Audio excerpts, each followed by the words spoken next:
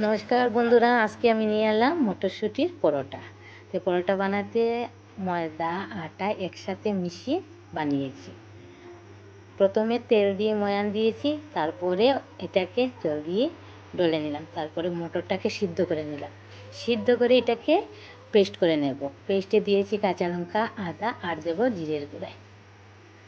তারপরে পেস্ট হয়ে গেল। এখন তেলে এটাকে ভেজে নিলাম।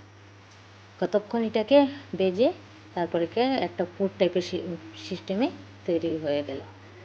হ্যাঁ, তারপরে ময়ানটাকে পুরটাকে আমি লাড্ডুর সবটি লাড্ডুর ভিতরে ভিতরে দিয়ে এটাকে বেলে নেব।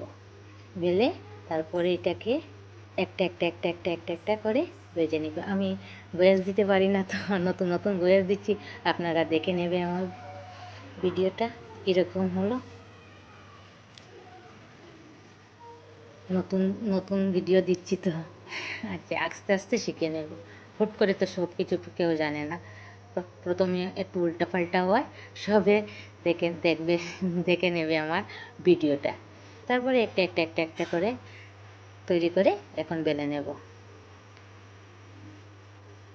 কারা কারা মটরশুঁটি, কেউ কেউ এটাকে কড়াইশুঁটির পরোটাও বলে, আমরা এটাকে বলি মটরশুঁটির পরোটা। কেউ কেউ এটাকে কড়াইশুঁটি বলে, কড়াইশুঁটির পরোটা বলে। আমরা তো বাঙালি, এত পরোটা টরোটা বানাতে জানি না। আজকে একটু চেষ্টা করলাম, দেখি কীরকম হয়। না, বেশ হয়ে গেল তো, সুন্দর হয়েছে, খেতেও বাড়ি টেস্টি হয়েছে।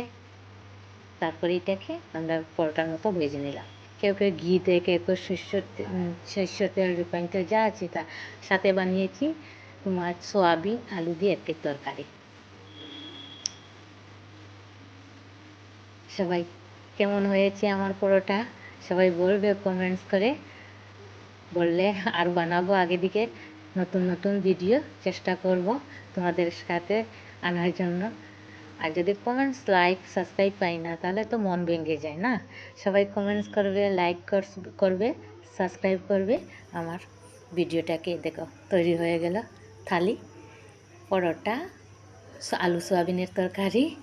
কী কী কয়টা বানালাম সব তোমাদের সাথে শেয়ার করলাম।